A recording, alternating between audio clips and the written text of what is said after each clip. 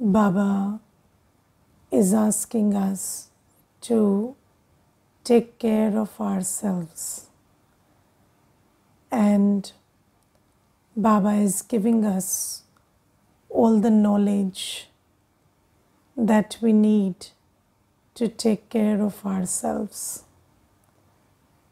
And Baba tells us that it is your duty to take care of yourself. Yes, so when you're on a battlefield, then what do? You take care of yourself. Nobody takes care of you. Baba is training us to be the best warrior, win over Maya. Baba is teaching us how to win over Maya, how to develop the powers and the strength to win over Maya. But we have to build that strength and be a winner on this battlefield. Because it is a battlefield, is it not? Yes, all day it's a battlefield. And it's not a battlefield because because people or situations are our enemies. No. It's our own vices. It's our own weaknesses that make us lose the battle. And Baba tells us that I cannot remove you from the battlefield just like that. It is your part to be on this battlefield. Yes, it would be very nice and sweet if all situations and everybody around us would be very sweet and very nice to us. But in the face of whatever unfavorable circumstances, and in the face of all this antagonistic behaviors, in the face of the vibrations of jealousy and anger and violence and whatnot around you, Baba today also says that it's a very, very dirty world. And in this dirty world, there is killing and there is violence and there is so many other things. But what you have to do is not just protect yourself physically, but you have to protect yourself spiritually, which means you have to stay. You don't have to lose your happiness or peace over anything. And while living in this world, maintaining that state of happiness and peace is a big challenge. And you see, happiness and peace are the children of purity. So purity is the mother of happiness and peace. And only when you are able to maintain your purity and not react and not engage in impure karma, will you be able to maintain your happiness and purity.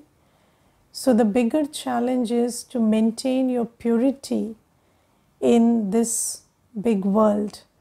And in this world, if you are able to stay pure, stay virtuous all the time, then you will not only protect yourself from the vibrations around you or the influence of the behaviors around you, but in the state of purity and in the state of being virtuous and being very knowledgeful, you will also be able to create punya karma for yourself, and you will be able to have that balance with you, which when you carry, you will be going to the deity world and getting a good position there.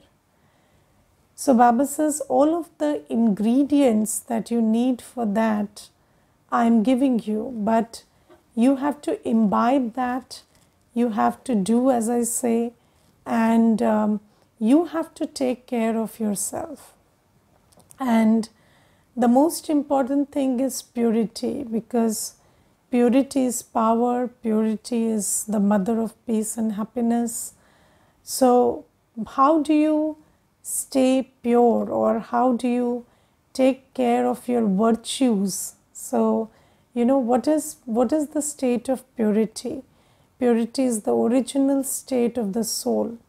So when there is purity, then all the divine virtues emerge.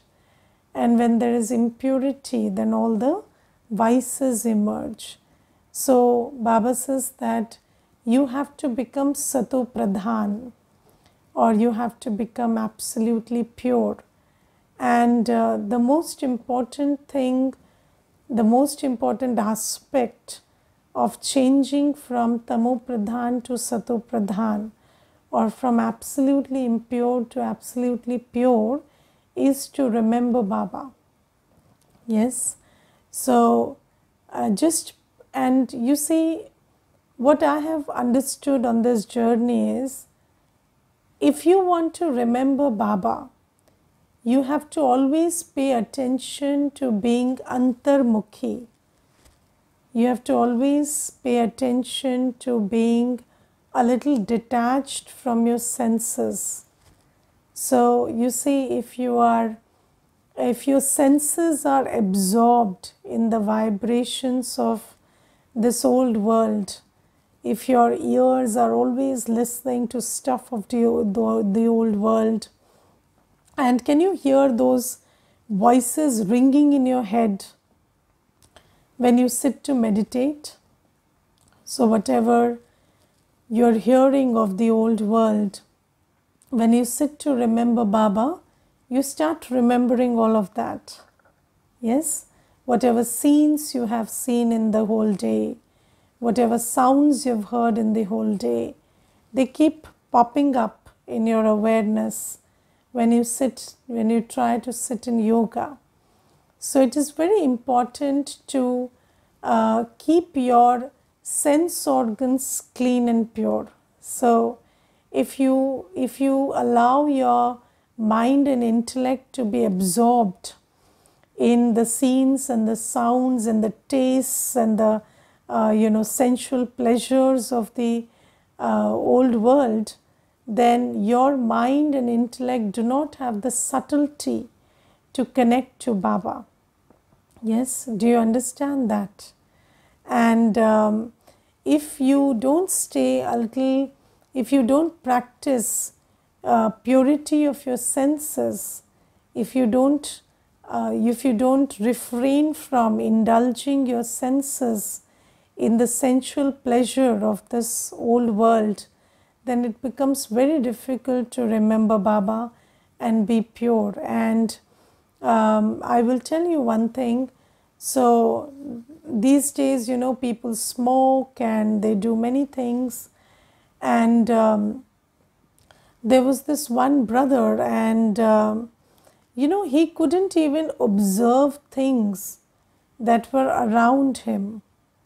So, he couldn't, he was not even able to see what chair to sit on, or, he was not able to make very basic decisions like whether it is cold or hot, or whether the chair is fine or not. And his intellect was not working at all, even for general decisions. And why? Because you see, he was always smoking something, drinking something, all the other stuff in the world. And if your mind and intellect are so clouded by the false feelings and experiences that you are creating. Now you see, it's not even a sensual experience. These days people are messing up with your minds and your brains, and people are smoking and drinking things that are messing up with your whole brain. So just think about such a person and whether they will be able to meditate. That's not possible. And especially, this thing these days, people are saying, and there was a whole group of young people, and they had come to the center, and they kept telling me that, Didi, this thing is not drugs, it is just, it is legal, and you can, it is completely okay to take this. And I asked him, why do you say it is okay and it is legal and this stuff? So they said, because it's harmless. So I said, okay, it is harmless. Okay, even if I agree it's harmless, is it useful? So they said, yes, it's useful. So I said, what better quality of life has it added to you? So they said, we work better, we don't remain stressed, our concentration has improved. So I said, really, if I give you a task right now, will you be able to concentrate and do it? And I gave them the task of cleaning the hall, and they couldn't do any bit of it. They were also, fatigued with the body and their minds, and they did not have any, they were not up to it. So do you understand that these things, so whatever is messing up with your brain and your mind, of course that will not help you meditate, or that will be very, that will pull you down from your state of alignment with Baba. But even what you do with the senses has an effect on, your connection with Baba. Because Baba is the ocean of purity. So today Baba tells us that you have to remove your defects. And Baba mentions some defects that, although the list is very long, but Baba mentions in particular some defects. So we will first listen to that. So today Baba says that if you smoke and eat dirty food, that is also a defect. And the first thing that defect does is, it doesn't allow you to remember Baba. So if you eat food which is not cooked and served in the remembrance of Baba, then whether it is vegetarian, non-vegetarian, that is also, that has to be taken care of first. That, it's not food that is smeared with the vibration of killing and vibration of violence. That's one thing. And the second thing is, not even all vegetarian food is consumable. You have to also pay attention to whether the food is cooked and served in the remembrance of Baba. Because that food which is not infused with the remembrance of Baba is definitely infused with some other vibration. Because you see that, there is a saying in Hindi, Jaisa anna vaisa man, jaisa pani vaisi vani. So as is the food, so is the mind. And as is the water, so is the, speech. And I sometimes feel, why are people so bitter mouthed, and why can't you just speak sweetly? You could say the same thing sweetly, softly. But if you look at it, there is a connection between what you eat and drink and how your mind works and how you speak. And there is a definite, genuine connection between these two. And if you are not experienced of that connection, then you have to experiment and experience it. If you experiment with this, with this strict discipline that I will only eat food that is prepared and served in Baba's remembrance. And if you don't have a BK family around you, then you have to take the responsibility of cooking every meal and offering it to Baba as bhog and eating it. The meal could be very simple. It could be fruits, dry fruits, whatever, but have it, cook it in Baba's remembrance and offer it as bhog to Baba and then eat. And whenever you drink anything, where it could be just a simple glass of water. Never consume it without remembering Baba and giving drishti to it. And if you do this one simple practice, I will guarantee you, you will feel the difference in the state of your mind and in your, in how you speak and how you use your mouth in 1 month. And I will tell you one thing, there is this one brother, and he was sharing with me that you see, children face many challenges. And when he came to Baba, he took up purity. So he accepted that, I have to eat pure food and drink water in the remembrance of Baba. But then what happened is, after some 3-4 years of practice, he just fell into bad company. And you see, Baba always tells you that company is very important and company can drown you. And then he had this company where there was a brother, and every time he was always in his company all the time. It was related to his business. And then what would happen is, that brother would keep eating stuff from outside, and he would keep telling him that why don't you eat, and keep passing comments at him. And this brother, he had not very strong willpower. So what he did is, he started again eating with his friend. And then he came after 7-8 days, and he said, Didi, my mental state is not what it used to be. So I asked him, are you doing anything different? So he said, yes, I'm eating with my friend, and I'm very ashamed of it. So I said, no, it's not about being ashamed or being guilty. It's about a law.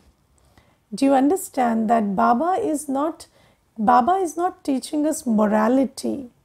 Baba is not telling you that you're a bad person if you do this, you're a good person if you do this. Baba is telling us very simple spiritual laws, that the world is patit, vicious. And do you know what goes on in the minds of people these days?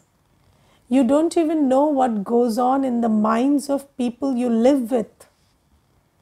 And if you were to find out, you will be very surprised.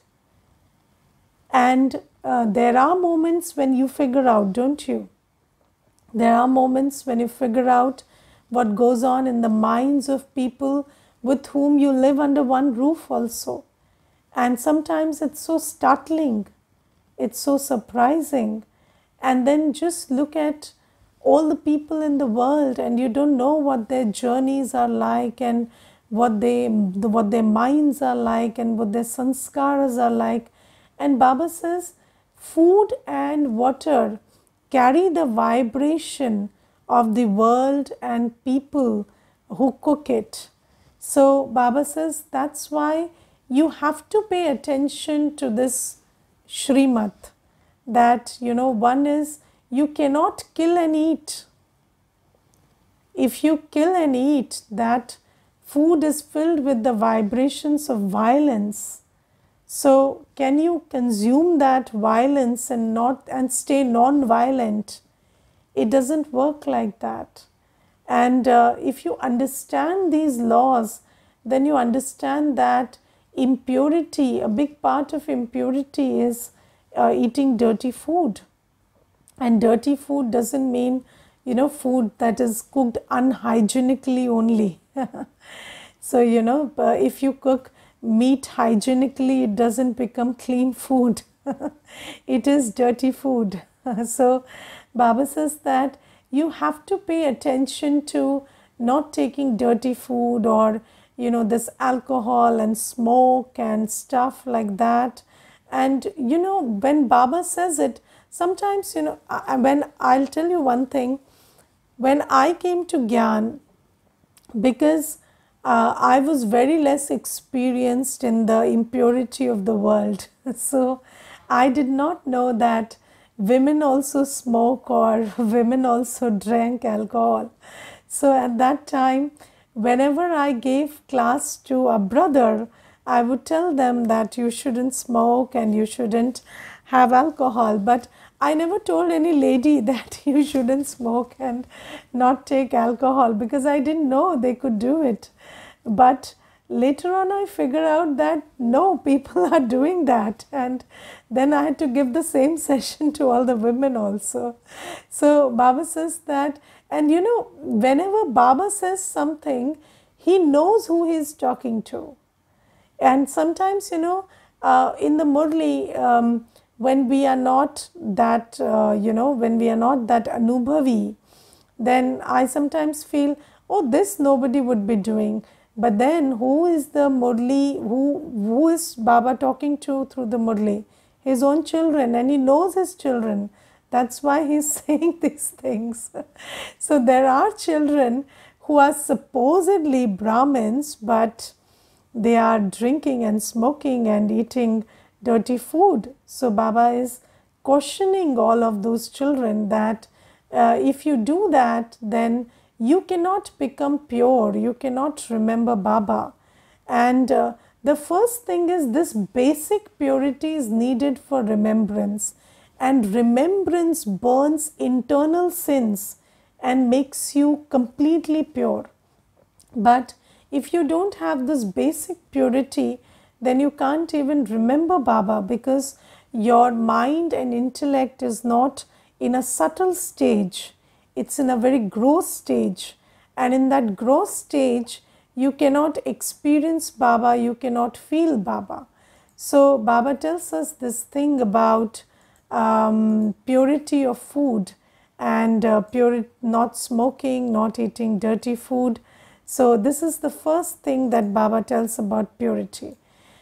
Then Baba tells us the next thing about purity, which is when you use the washroom, when you go for, when you clean your bowels, then you have to, when there is bowel movement, then you have to take bath. Baba says that's, and you just think about it, you see, if you touch something impure with your hands, will you just go about it without, washing it with soap? No, but your body, your whole body, you just wash it with water, and then after the bowel movement, you're just washing your body with water and you're just leaving it like that. No, it's impurity. So you have to take a bath.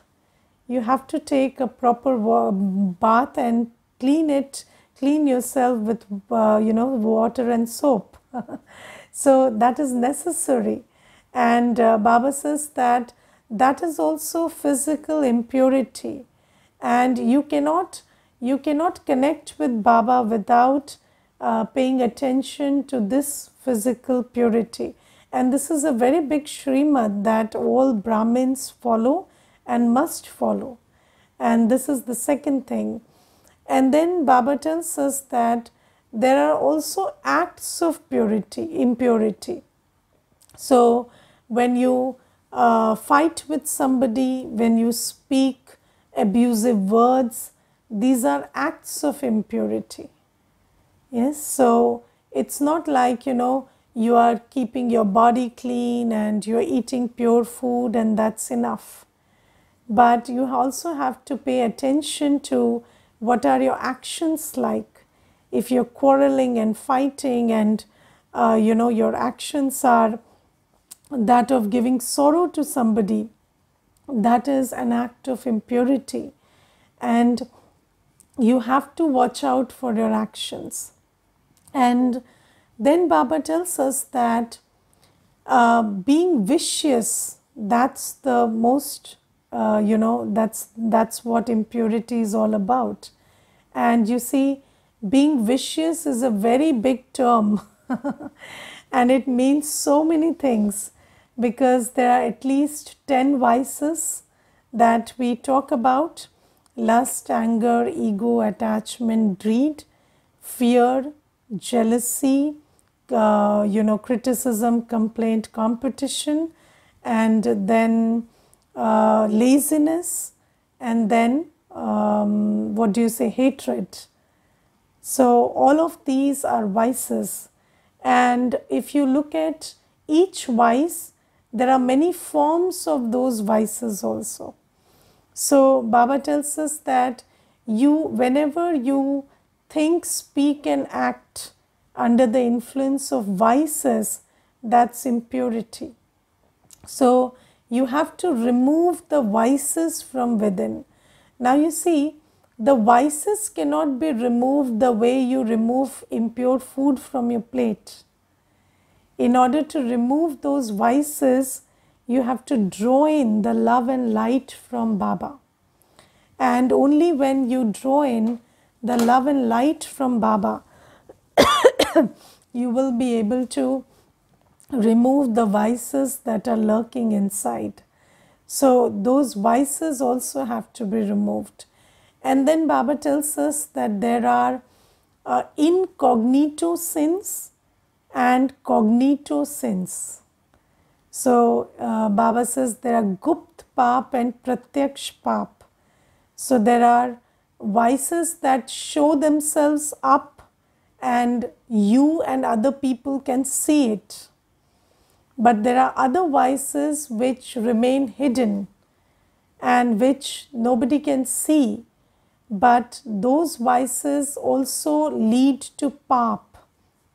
So whenever you are acting under the influence of those vices, they are also increasing your account of sin.